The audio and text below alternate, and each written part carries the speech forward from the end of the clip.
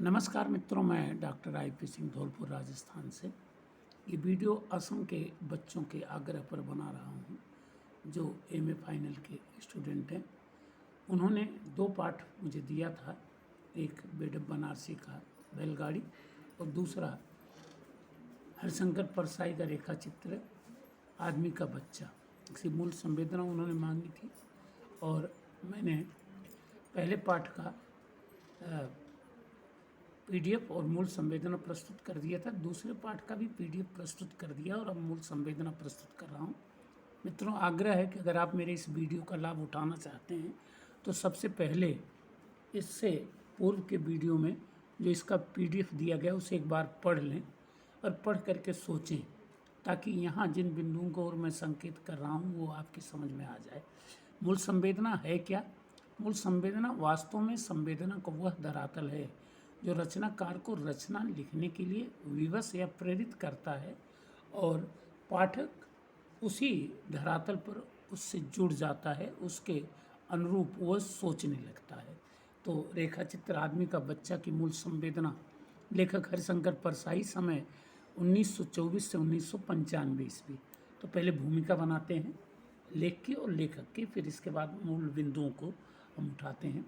कहानी, उपन्यास, निबंध, संस्मरण आदि विधाओं में लेखन करते हुए भी हिंदी साहित्य में अपनी व्यंग्यात्मक शैली के लेखन की पहचान बनाने वाले रचनाकारों में हरिशंकर परसाई जी का नाम अग्रगण्य है।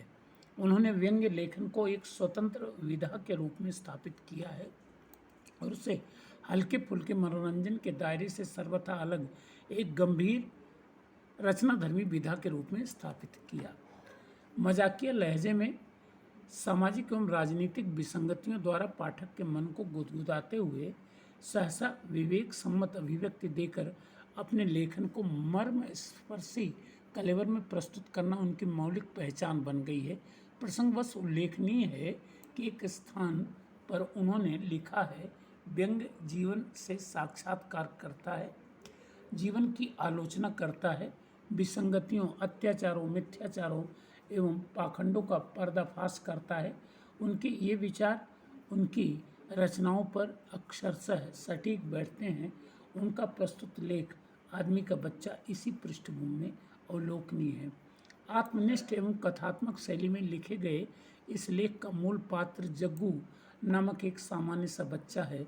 पूरे लेख में अपने व्यक्तित्व और कृतित्व की पहचान स्थापित करने वाला लेखक सहसा जग्गू के आचरण को कुछ इस कदर स्थापित कर देता है कि वह एक अविस्मरणीय पात्र की प्रतिष्ठा अर्जित कर लेता है। शायद वह यह बताना चाहता है कि सामान्य लोगों के आचरण भी मानव मूल्यों की कसौटी पर अभिनव हो सकते हैं। अतः हमें सहज ही न तो किसी का तिरस्कार करना चाहिए और न ही किसी मान्यता को अंतिम या पत्थर की लकीर मान लेना चाहिए। बहुत ही सामान्य संदर्भों को आधार बनाकर लिखे गए इस लेख के प्रतिपाद्य के कतिपय विशिष्ट संदर्भों को इस प्रकार देखा जा सकता है। नंबर 1, किस्सा गोई पद्धति। पूरा लेख लेखक ने स्वयं को केंद्र में रखकर लिखा है। उसने अपने जीवन से जुड़े एक सामान्य से संदर्भ का क्रमबद्ध विवरण प्रस्तुत किया है। इसके माध्यम से उसने पाठकों के मन में किसी रचना की प्रभाव उत्पादकता की सबसे बड़ी विशिष्टता, स्वाभाविकता एवं विश्वसनीयता की पृष्ठभूमि निर्मित कर दी है। आरंभ से अंत तक की सारी घटनाएं सहज स्वाभाविक लगती हैं। अतिरंजना का लेश मात्र भी समन्वय नहीं हुआ है। नंबर 2, रोचकता या व्यंग्यात्मकता। सहज संदर्भों के मध्य गुदगुदाने वाले संदर्भों का प्रयोग हरिशंकर परसाई के लेखन की वह विशिष्टता है जो उनके लेखन की मौलिक पहचान बनती है। लेख के आरंभ, मित्र के परिचय, वो कवि भी थे और कुंवारे भी, यानी करेला नीम चढ़ा, जग्गू के परिचय प्रभृति न जाने कितनी बार परसाई जी ने रोचक बातों को पाठ के विस्तार के मध्य स्थापित किया है। मित्र से प्रथम मिलन के अवसर पर तो ये रोचकता अपने उत्कर्ष पर पहुंच गई है। यह समूचा धरातल अवलोकनीय है, माने जो पाठ में लिखा गया है। परिचय होते ही खुलकर बातें करने लगे। वे आत्मा, परमात्मा, मानव जीवन आदि पर बातें कर रहे थे। कहने लगे, आखिर जीवन का उद्देश्य क्या है? क्यों इंसान पैदा हुआ? यह जीवन आखिर क्या है? मैंने सीधी बात कह दी, भाई साहब मुझे जीवन जीने से ही फुर्सत नहीं मिलती, जीवन के बारे में सोचूं कैसे? कुछ लोग जीवन जीते हैं, कुछ जीवन के बारे में सोचते हैं। आपको सोचने की सुविधा है, मुझे जीने का शौक है। उन्हें संतोष नहीं हुआ। उठते उठते हुए आदमी के पतन की चर्चा करने लगे। भाई साहब आजकल आदमी देखने को नहीं मिलता, यानी सच्चा आदमी। सब चार पैरों वाले जानवर हैं जिन्होंने पीछे के दो पैरों से चलना सीख लिया है और आगे के पैरों को हाथ कहने लगे हैं। ध्यान रखें, यही लेखक ने अपने उद्देश्य की प्रभावी प्रस्तुति की पृष्ठभूमि निर्मित कर दी है। मित्रों, अगर ये संदर्भ आपको याद न हो तो इसे संकेत रूप में भी लिख सकते हैं कि लेखक ने कुछ इस प्रकार लिखा है, और इन्हीं बातों को आप अपनी शैली में लिख दें। ध्यान रखें, यही लेखक ने अपने उद्देश्य की प्रभावी प्रस्तुति की पृष्ठभूमि निर्मित कर दी है। तीसरा बिंदु, यथार्थवादी धरातल। स्वयं को एक आम आदमी के रूप में प्रस्तुत करते हुए लेखक ने समूचे घटनाक्रम की प्रस्तुति की है। समस्त घटनाएं आम जनजीवन के यथार्थवादी धरातल से संबद्ध है। शिक्षा द्वारा भविष्य सुधारने की परिकल्पना, कवियों की मस्ती भरी जिंदगी, मजदूरों के जीवन की विसंगतियां, लोगों की अजीबोगरीब सोच के मध्य एक गरीब बच्चे का जीवन दर्शन, जो अंततः इस पाठ के सृजन का मूलाधार बन गया है, सब कुछ यथार्थवादी है। पाठ में ऐसा कुछ भी घटित होता नहीं दिखाया गया है जिसका यथार्थ प्रश्नांकित किया जा सके। चौथा बिंदु है बाल मनोविज्ञान।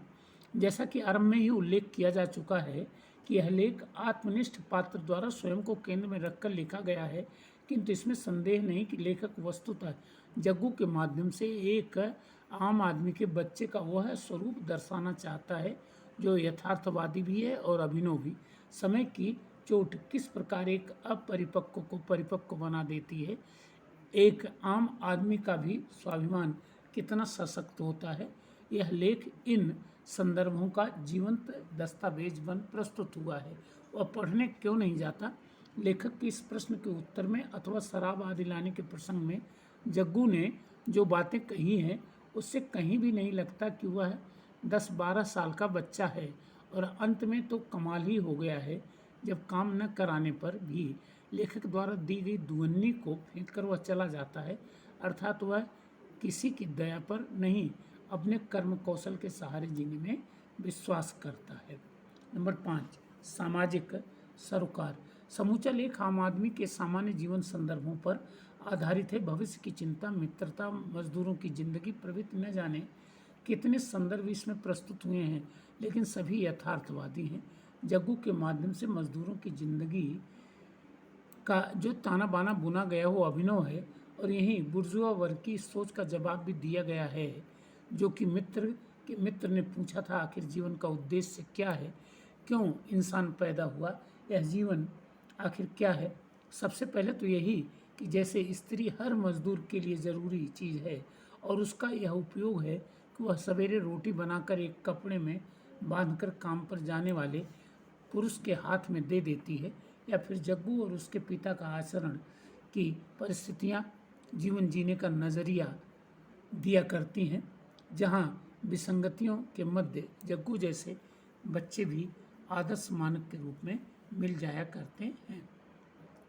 इस प्रकार निष्कर्ष रूप में यह कहा जा सकता है कि इस पाठ में लेखक ने अपनी लेखन सामर्थ्य का बहुत ही सार्थक उपयोग किया है। कुछ सामान्य सी घटनाओं को बहुत ही सामान्य संदर्भों के साथ समायोजित कर उसने अपनी रचना धर्मिता का बहुत ही सार्थक उपयोग किया है। पाठ के लिए लेखन शैली का भी बहुत ही सार्थक प्रयोग हुआ है। मजाकिया लहजे में पाठकों को हंसाते हुए सोचने के लिए विवश कर देना किसी व्यंग्य लेख और उसके लेखक की यदि सबसे बड़ी सफलता है, तो परसाई जी के न जाने कितने लेख इस कसौटी पर खरे उतरते हैं। इस पाठ को भी इसीलिए पूर्णतः सफल रचना माना जा सकता है, और इस कारण उसे हिंदी साहित्य की एक स्मरणीय धरोहर भी मान लेना संगत नहीं। तो आसाम के बच्चों, ये आपके लिए आपके किसी मित्र के आग्रह पर मैंने नोट्स प्रस्तुत किया। आशा है कि आप आपका काम चलेगा। अच्छा लगे तो मेरे वीडियो को लाइक करें, सब्सक्राइब करें, और ज़रूरत पड़े तो आप और क्वेश्चन के लिए भी मुझसे संपर्क कर सकते हैं। धन्यवाद, थैंक यू।